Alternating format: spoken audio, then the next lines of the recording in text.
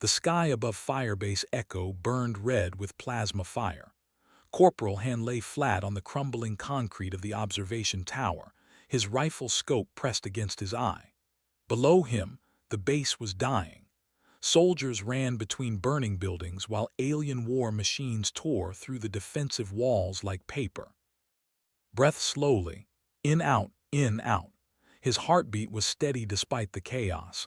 This is what he was trained for. This is what he was good at.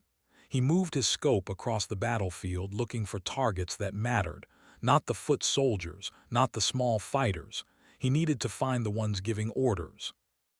"We need to fall back," his spotter said through the radio. Private was 3 meters behind him, holding the rangefinder with shaking hands. The young soldier had only been with him for 2 months. He was scared, could hear it in his voice.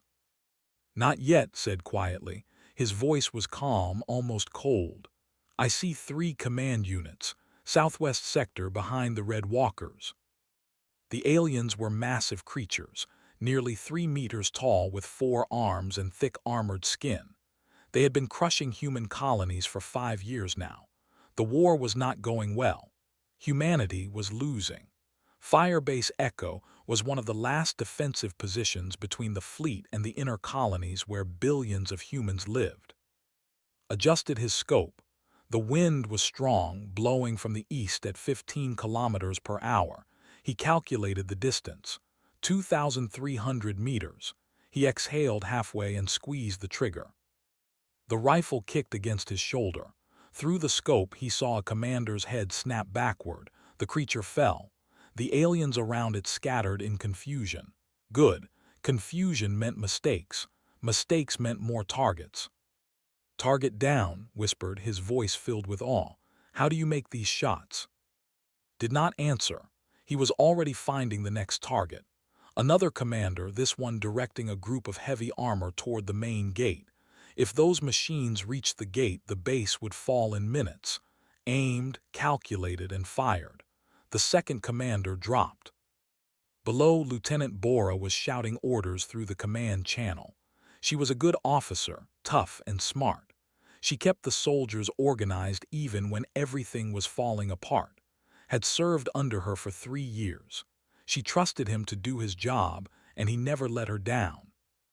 "All units fall back to secondary positions," Bora's voice crackled through the radio. "Air support is 15 minutes out. We just need to hold." 15 minutes. Looked at the enemy forces. There were thousands of them, 30 soldiers for every human. The numbers were impossible, but numbers did not matter if you killed the right targets. Cut off the head and the body falls. That was what his instructor had taught him years ago. He found his third target, an elite in golden armor, clearly someone important. The creature was coordinating the entire assault from a mobile command platform, adjusted for the distance. 2,800 meters. At this range, 1,000 things could make him miss. But he would not miss. He never missed. He fired. The elite commander fell from the platform. The forces below stopped advancing. They were waiting for new orders, orders that would not come. Had bought the base maybe 5 more minutes. Then the enemy found him. The first plasma bolt hit the tower wall 2 meters below his position. The concrete exploded, showering him with dust and debris. More shots followed, dozens of them, all aimed at the observation tower. They had figured out where the killing shots were coming from. "We need to go," shouted. "They are tearing this tower apart." Stayed still. He had one more shot, one more target. He could see a battalion commander rallying the scattered troops. If that commander succeeded, the assault would continue with even more force. He lined up the shot. The tower shook as more plasma fire struck it. The floor beneath him cracked. He could hear the structure groaning. It was going to collapse soon. He had seconds at most. He fired. The battalion commander dropped. But at that moment, concentrated fire from 6 heavy weapons hit the tower directly. Felt the impacts before he heard them. White-hot pain exploded in his chest, then his stomach, then his shoulder. He tried to breathe, but his lungs would not work properly. He looked down. 7 massive holes were torn through his body. He could see through himself. Blood poured onto the concrete. This was impossible. No one survived wounds like this. He should be dead already. JIWOO was screaming. The young soldier crawled toward him, tears streaming down his face. Medic, we need a medic. His vision was getting dark around the edges, but he was still conscious. Why was he still conscious? His body should have shut down instantly. He tried to move his hand and was surprised when it obeyed. His fingers were still gripping the rifle. Through his fading vision, he saw movement on the battlefield. Another target, another commander trying to reorganize the assault. His training took over, target acquired, distance calculated, wind accounted for. His finger found the trigger. He fired one last time. 2,400 meters. The shot was perfect. The officer fell and then collapsed. But he did not die. Medics arrived, their faces showing shock when they saw his wounds. "This is impossible," one of them whispered. "He should be gone. Why is he still breathing?" They loaded him onto a stretcher and ran toward the medical bay. Above them, coalition fighters finally arrived and began driving back the forces. Firebase Echo would hold. Barely. The cost had been terrible. 300 soldiers dead. The base was in ruins. But they had held. In the medical bay, scanners ran over his body. The readouts made no sense. His heart was still beating despite having a hole through it. His blood pressure was dropping, but not as fast as it should. The wounds were catastrophic, but somehow he was stable. Lieutenant Bora burst into the medical bay. She looked out on the table at the impossible wounds, at the blood everywhere. What is happening? Why is he still alive? The lead doctor shook his head. "I do not know. This is beyond any medical training I have. His body should have failed 5 minutes ago." Bora pulled up service record on her tablet, looking for any medical information that could explain this. Then she saw it. A black star marker next to his file. Below it, in red text, "Classified Earth High Command Authorization Only." She had never seen that designation before. What did it mean? What was special about Corporal Han? On the medical table, his eyes opened. He stared at the ceiling, his expression blank. The doctors gasped. One of them checked the scanners again. "His wounds," the doctor whispered. "They are closing. Look at the monitors. Cell regeneration is happening at an impossible rate."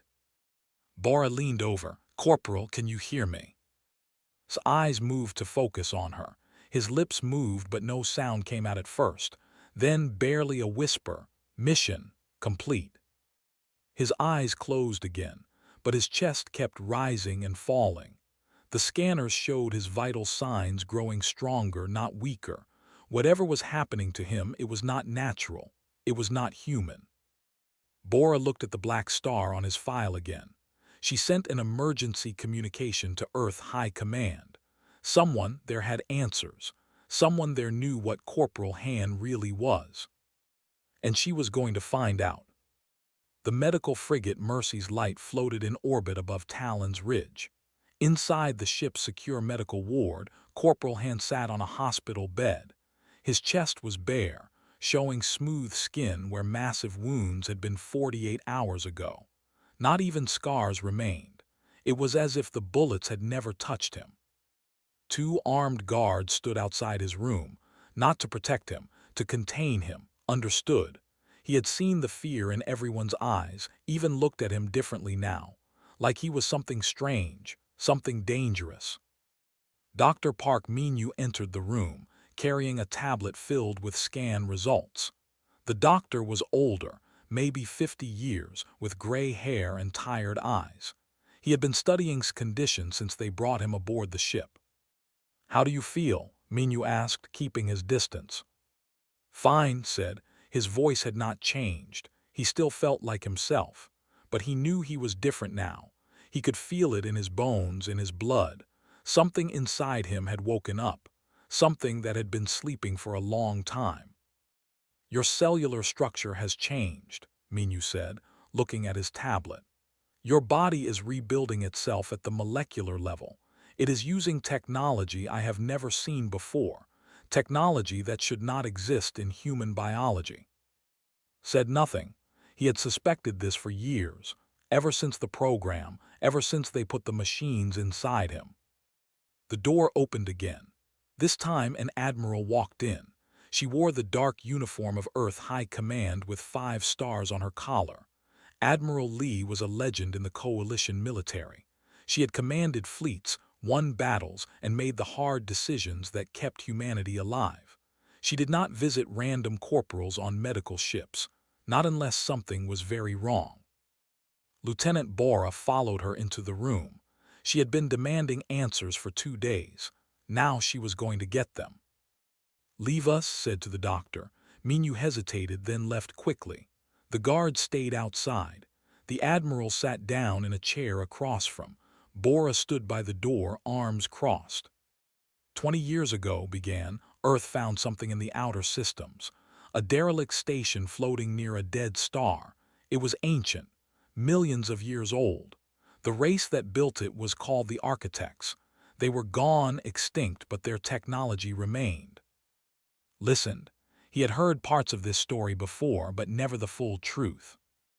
The architects had developed something incredible, continued. Nanomachines that could integrate with organic tissue. They could heal any wound, enhance any ability, and theoretically make the host immortal. Earth Command saw it as the ultimate weapon. We started Project. Bora's eyes widened. You experimented on your own soldiers. We asked for volunteers, said coldly. 50 soldiers agreed to try the integration. The process was difficult. Most of the subjects died within days. Their bodies rejected the machines. 43 dead. 7 survived. Corporal Han was one of them. Remembered the pain, the fever, the weeks of agony as the machines tore through his body and rebuilt him from the inside. 3 of his friends had died in the beds next to him. He had heard them screaming. The program was shut down, said. The technology was too dangerous, too unpredictable. The 7 survivors were monitored but allowed to return to normal service. Most of them chose quiet assignments. They wanted to forget what had been done to them. But you, Corporal, you chose to become a sniper. You chose combat. I am a soldier, said simply. It is what I know. The machines inside you were dormant, explained.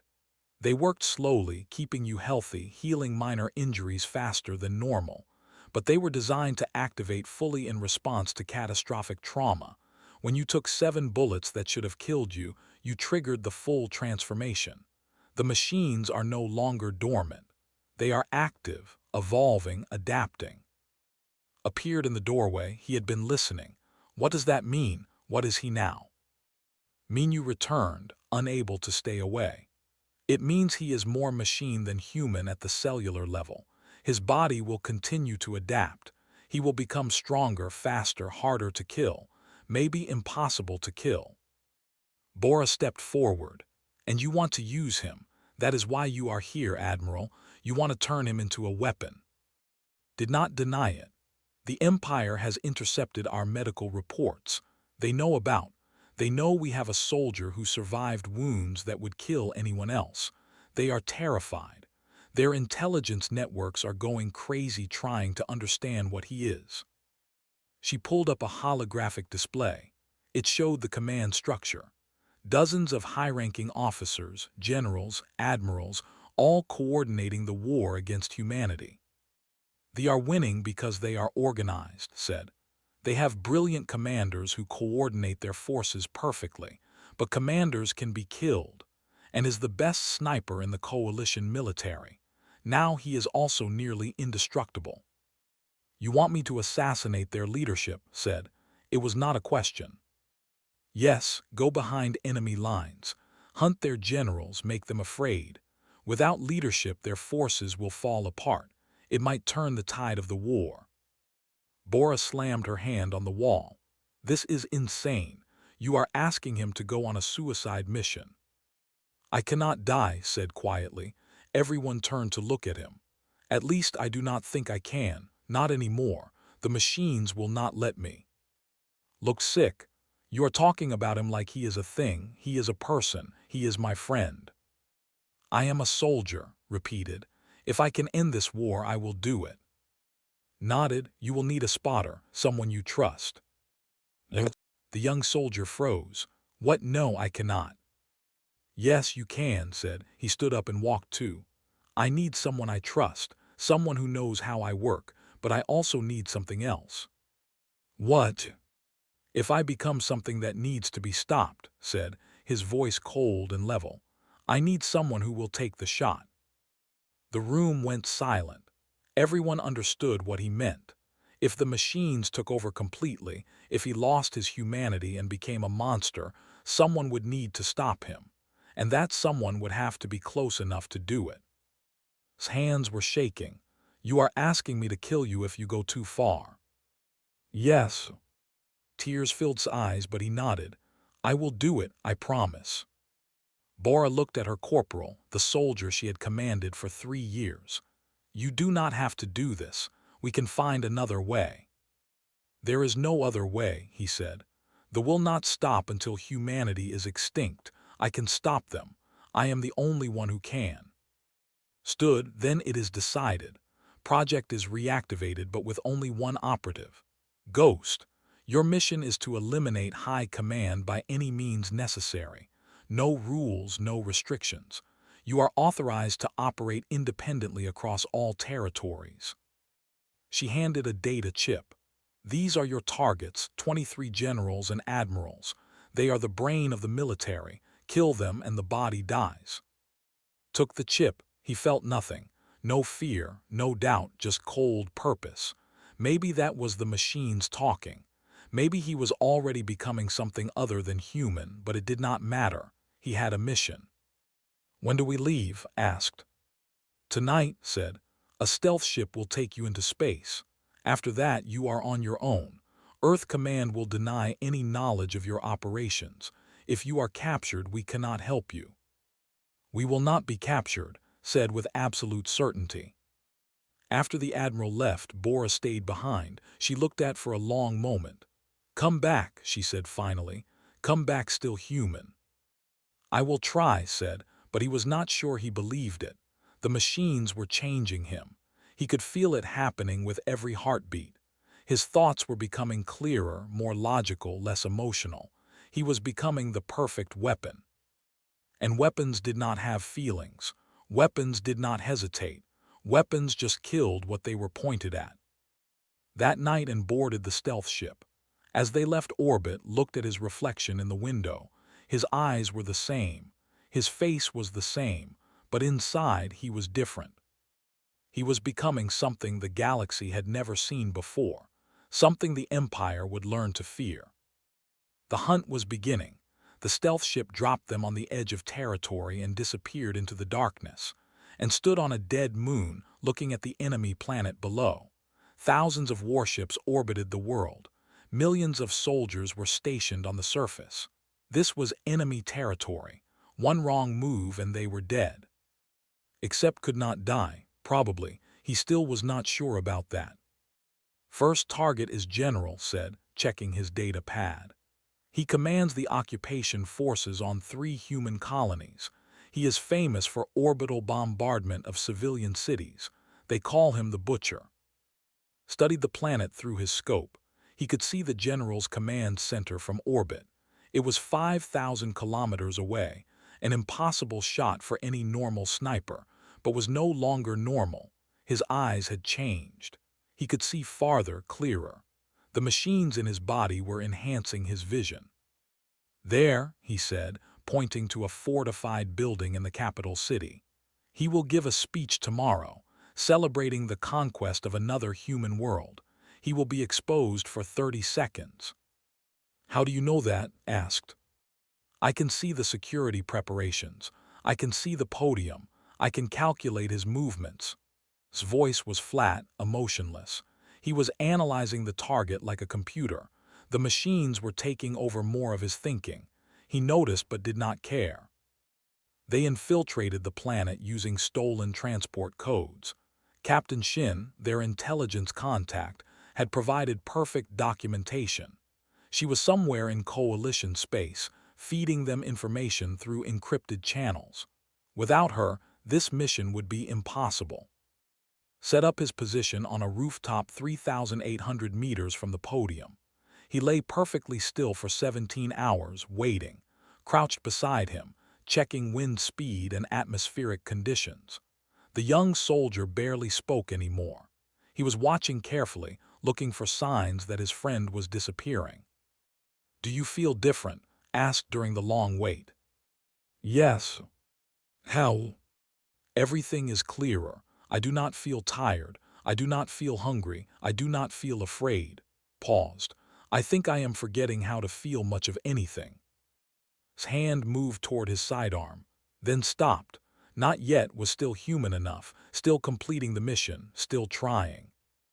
The next day, General appeared on the podium. Thousands of soldiers cheered. The general was massive, wearing decorated armor and carrying the battle standards of conquered human worlds. He began to speak about the glory of the Empire. His finger was already on the trigger.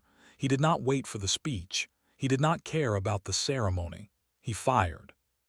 4,000 meters, wind, gravity, atmospheric pressure. The bullet traveled for 3 seconds. Then General's head exploded in front of thousands of witnesses. The cheering stopped. Chaos began. "Target down," said, "moving." They disappeared before security could respond. They were confused. They thought it was an inside assassination. No one could make that shot from the distance had fired from. It was impossible. But impossible did not exist for any more. 2 weeks later, they killed Field Marshal. This one was harder. Commanded from his flagship in orbit, surrounded by a fleet. No one could reach him. No one except someone who did not need air to breathe. Infiltrated a cargo ship heading to the flagship. When they reached the cargo bay, he simply opened the airlock and walked out into space. Watched the plan with horror but said nothing. This was insane. No human could survive vacuum exposure. Lasted 17 minutes in open space. The machines in his body adapted, protecting his cells, recycling his oxygen. He crawled across the hull of the flagship, entered through a maintenance port, and killed in his private quarters with a knife. Then he walked back out into space and was recovered by their stolen transport. When they pulled him back inside, his skin was frost-covered, but he was alive. His eyes were open. He did not even seem uncomfortable. "You are not human anymore," whispered. "No," agreed, "but I am still on our side." The third target was Admiral. She commanded the logistics network. Kill her, and their supply lines would collapse. She was protected by 3 divisions of elite guards on a fortress world. Killed her during a strategic meeting, firing through 7 walls using thermal imaging. The bullet was specially designed by Coalition engineers. It could penetrate reinforced barriers, made it hit exactly where he wanted from 2,200 meters away. The fourth target died the same day on a different planet, had moved so fast that intelligence thought there were multiple assassins. They did not believe one person could travel between systems so quickly, but his body no longer needed rest. He could operate continuously. The machines kept him running like an engine that never stopped. "The Empire is panicking," reported through their secure channel. "Their officers are refusing promotions. No one wants to be a general anymore. They know they will be hunted." "Good," said he. Felt no satisfaction, no pride, just cold purpose. The mission was working. Watched him carefully. His friend was disappearing. His movements were too precise, too mechanical. He no longer slept. He no longer ate unless reminded him. He was becoming a machine that looked like a man. "We need to talk," said one night. "About what?" "About you, about what is happening to you." "I am completing the mission." "You are losing yourself," grabbed his shoulder. "You are my friend. I know you are in there somewhere. You have to fight this." Looked at him. For a moment something flickered in his eyes, something human. I am fighting. Every day I fight. But the machines are stronger. They are more efficient. They are better at this than I am. Better at killing. Yes, better at killing. Pulled away. We have more targets. We need to keep moving. They killed 3 more generals in the next month. Each assassination was more impossible than the last, fired through energy shields. He predicted movements before targets made them. He killed officers in sealed rooms with no line of sight, using ricochets and calculations that seemed supernatural. The empire was collapsing from within. Officers were deserting. Fleets were operating without coordination. The war was turning. Humanity was winning. But was losing. Then sent an emergency message. They have captured coalition soldiers from Firebase Echo. Lieutenant Bora is among the prisoners. They are taking her to Prime. They himself will interrogate her. Supreme Overlord, the leader of the entire empire. He was not on target list because he was too well protected. His fortress on Prime was impenetrable. 1,000,000 soldiers guarded him. Orbital defense platforms filled the sky. It was a suicide mission to go there. It is a trap, said. They are using Bora as bait. They want you to come to them. I know. Then we do not go. Looked at his rifle. Then for a moment, emotion flickered across his face. Something like pain, something like regret. She saved my life many times, he said quietly. She trusted me. I cannot leave her. You are not thinking clearly. The machines are controlling you. No, said, and this time his voice was stronger, more human.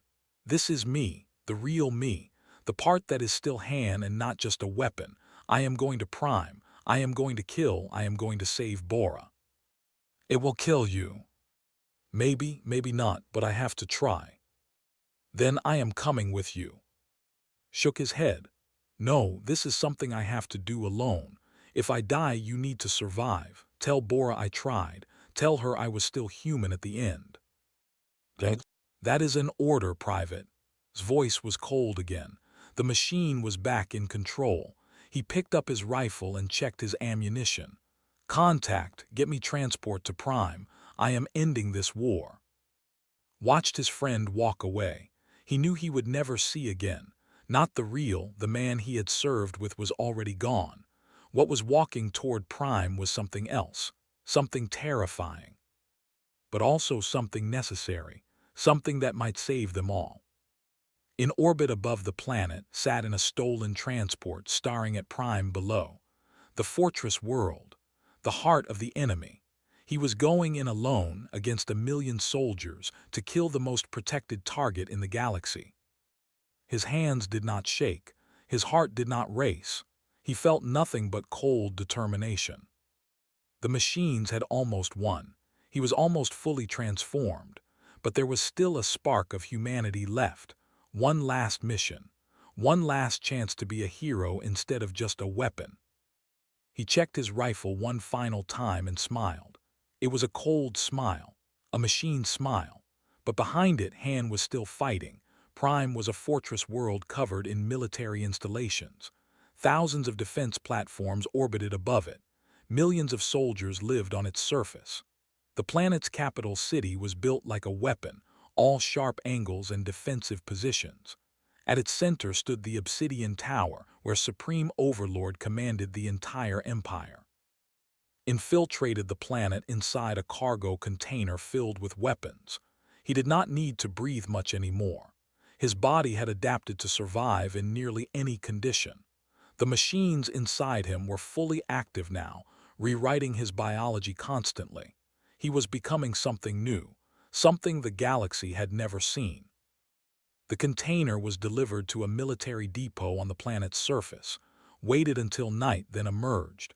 Guards were everywhere. He moved between them like a shadow, so fast and silent they never saw him. His body no longer made sounds when he walked. His footsteps were perfectly balanced. His movements were optimal. The machines calculated every step for maximum efficiency. He was hunting. The first general died in his sleep. slipped through the fortress walls, bypassing security systems that should have been unbeatable. He put a bullet through the general's skull from across the room and left before the guards realized anything was wrong. 6 hours later, another general died during a strategy meeting. Fired from a building 3 kilometers away, through a narrow window, hitting his target in the exact moment the alien leaned forward to study a map. Then another and another.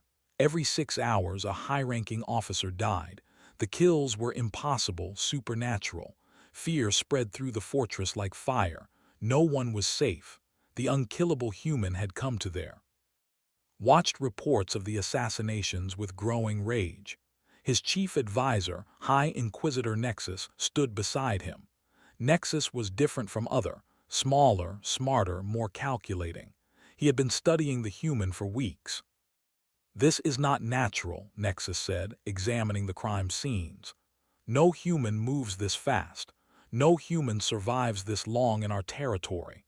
This creature is using ancient technology. I have seen mentions of it in old records. The architects." "The architects are extinct," growled.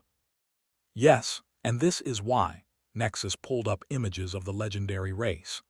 "The architects created technology to make themselves immortal, but the machines consumed them. They lost their emotions, their creativity, their purpose. They became perfect machines and then simply stopped existing. They had no reason to continue. And you think this human is using that technology?" "I am certain of it. He is transforming, becoming like the architects. Soon he will be unstoppable, unless we force him to reveal himself." That was when ordered Bora's execution, a public killing, broadcast across the entire empire. The human would have to intervene, and when he did, they would be ready. Lieutenant Bora stood in chains on a platform in the fortress courtyard. Thousands of soldiers surrounded her. Weapons were pointed at her from every direction. She was battered and bruised from interrogation, but her eyes were still defiant. She had told them nothing. She did not expect rescue. She knew this was a trap, was too smart to fall for it. He would continue the mission. That was the logical choice. That was what a weapon would do. But was still human. Somewhere deep inside the machine, hand still existed. The executioner raised his blade. Bora closed her eyes, thinking of her soldiers, of Firebase Echo, of the war she would not live to see end. Then the executioner's head exploded. The shot came from nowhere. Bora's eyes snapped open. Soldiers spun around, trying to find the shooter. Another shot. Another guard fell. Then another. The kills came so fast they seemed simultaneous, was moving between positions faster than they could track. "There," someone screamed, pointing at a rooftop. Every weapon fired at once. The building was torn apart by plasma fire, but was already gone. He appeared on a different rooftop, his rifle flashing. More guards fell. He moved again. They could not keep up with him. He was everywhere and nowhere. 147 guards died in less than 2 minutes.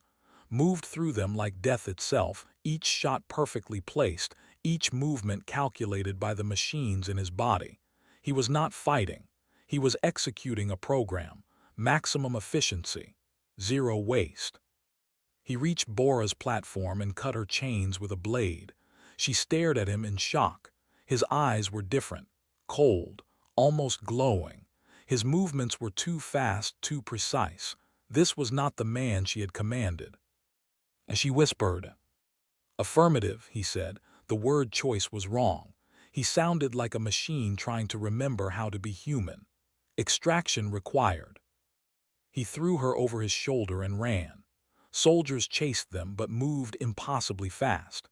He jumped between buildings, fell from heights that should kill him, took hits from plasma weapons that burned his flesh but did not slow him down.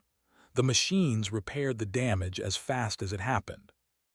They reached a stolen transport ship, threw Bora inside and started to follow.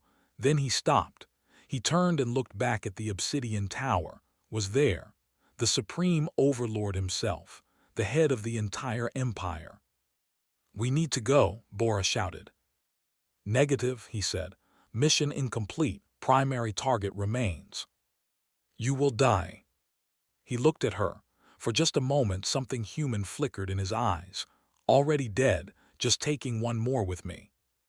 Before she could stop him, he jumped from the transport and ran back toward the fortress.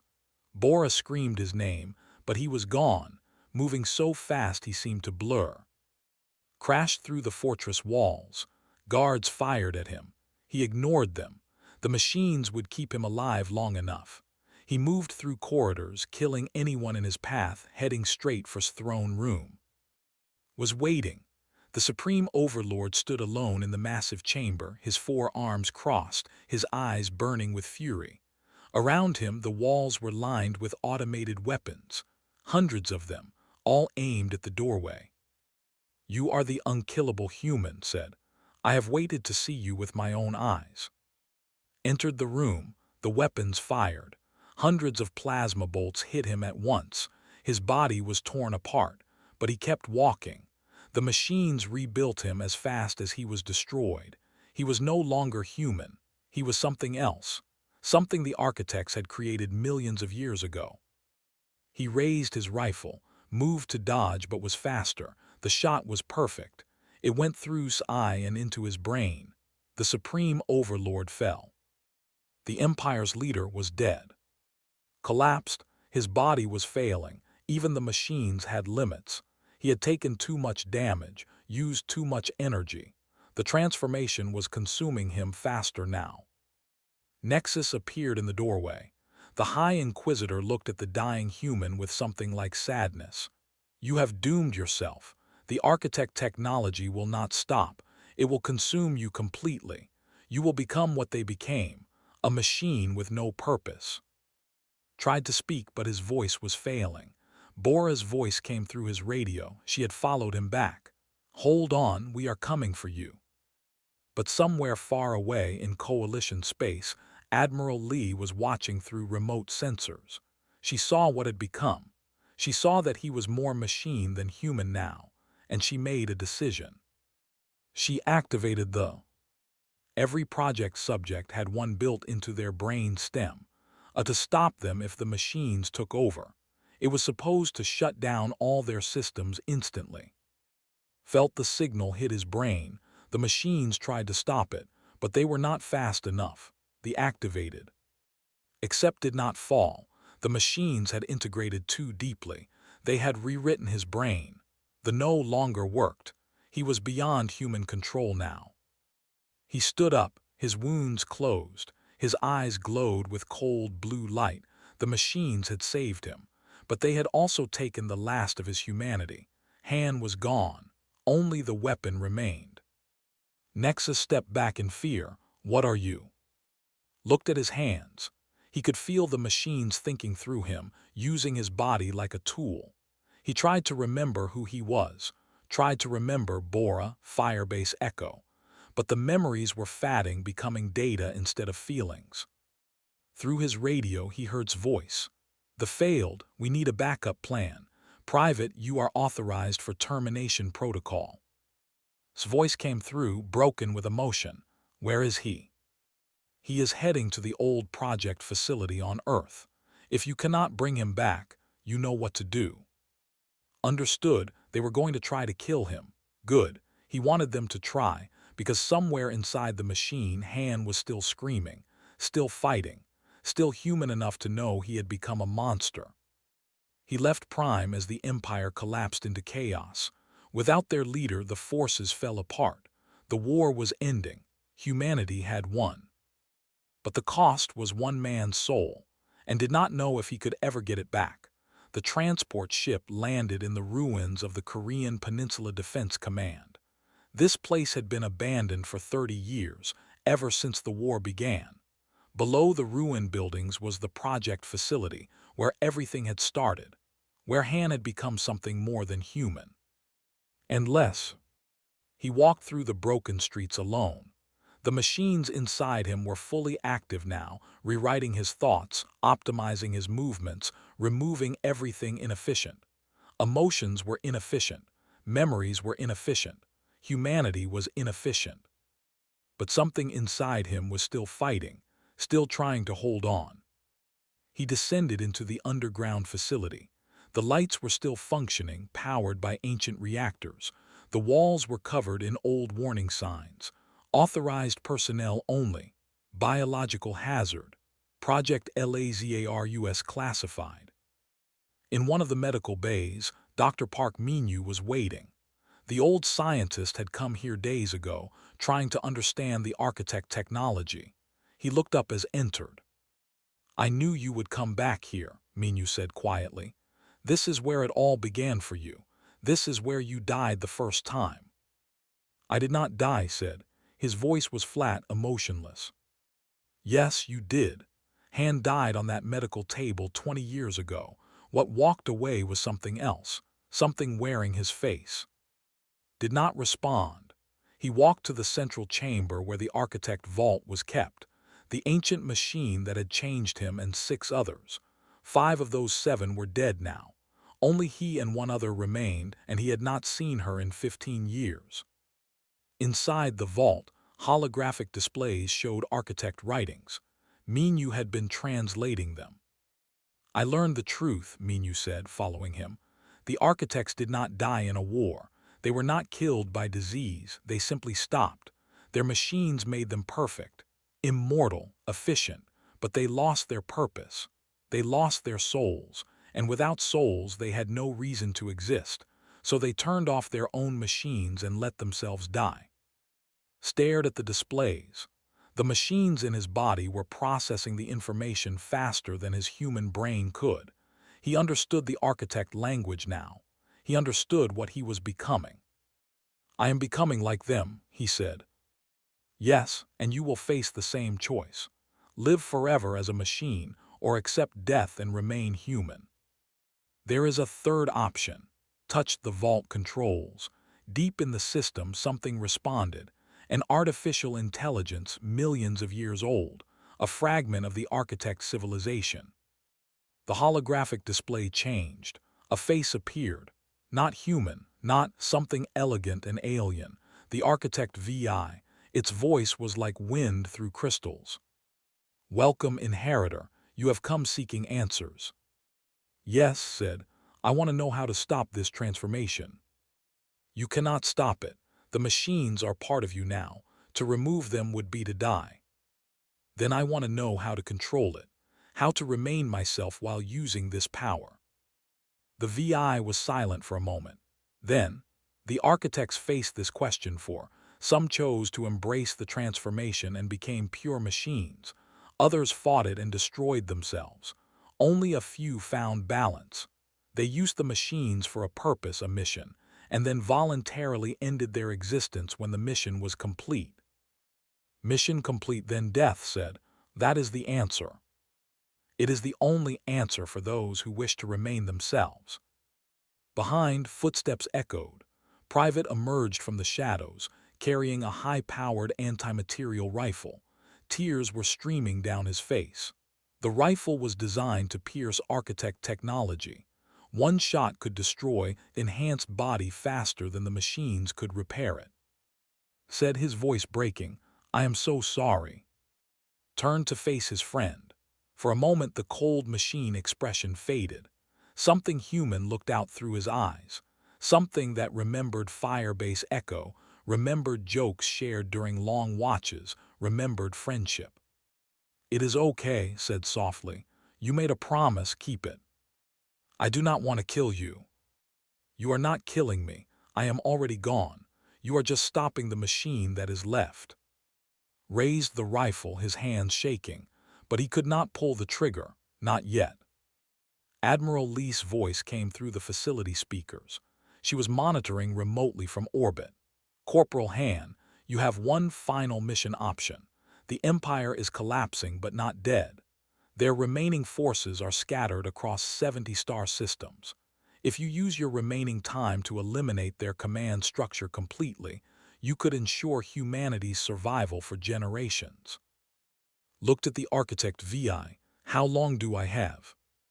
"Your transformation is 97% complete. You have perhaps 6 months before your human consciousness is completely erased." After that, you will become what we became, a machine with no purpose. 6 months to end the war completely, said. Then I choose death on my own terms. No, shouted.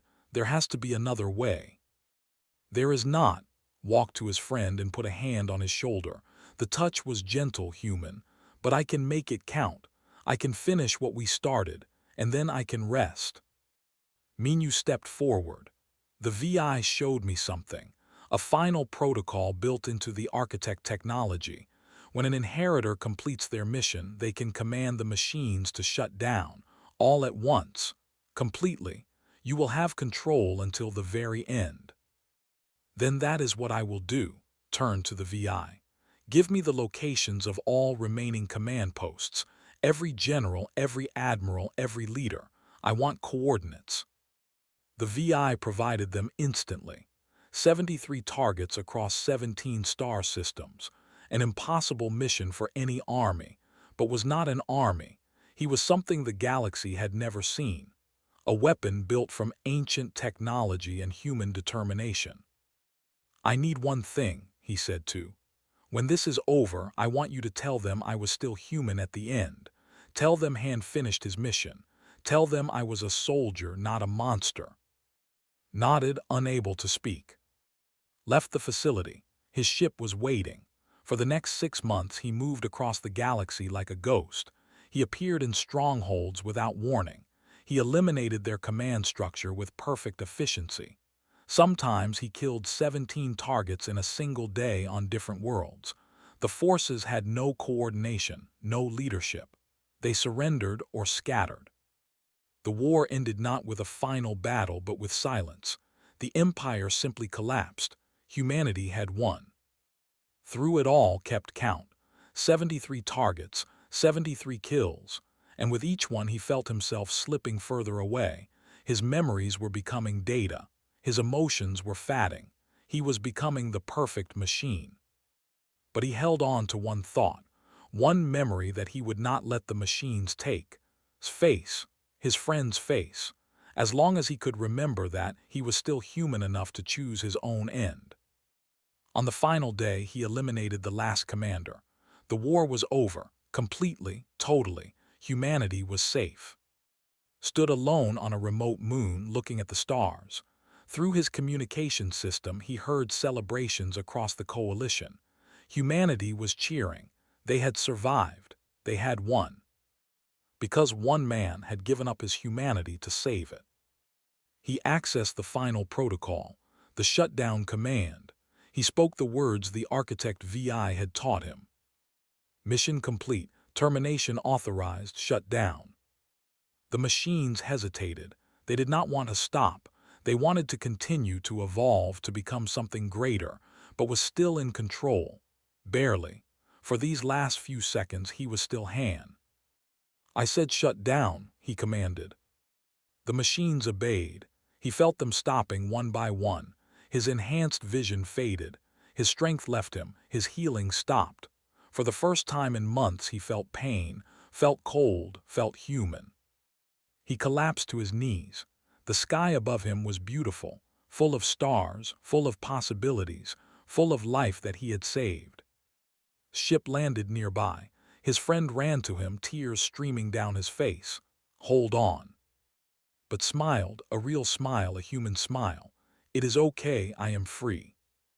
You cannot die. You are supposed to be immortal. I chose to be human instead. His voice was weak but clear. Tell them I finished the mission. Tell them I came home. He closed his eyes. The last of the machines stopped. His heart beat one final time. Corporal Han died on that moon, no longer a weapon, no longer a machine, just a man who had saved his people. 6 months later, Lieutenant Bora stood at Firebase Echo. The base had been rebuilt. A memorial stood in the center. 7 bullet casings arranged around a sniper's rifle. The inscription read, "He absorbed 7 bullets and in doing so, absorbed the war itself." Stood beside her, staring at the memorial.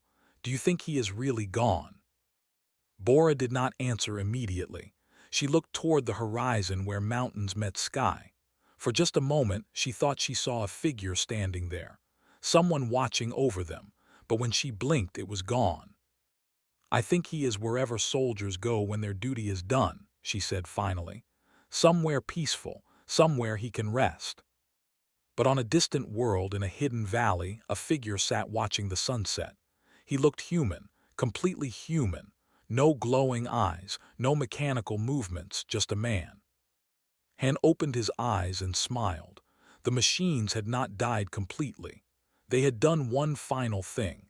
They had given him a choice: transform back into a human and live in hiding, or die as a weapon. He had chosen life, a quiet life, a hidden life, but life.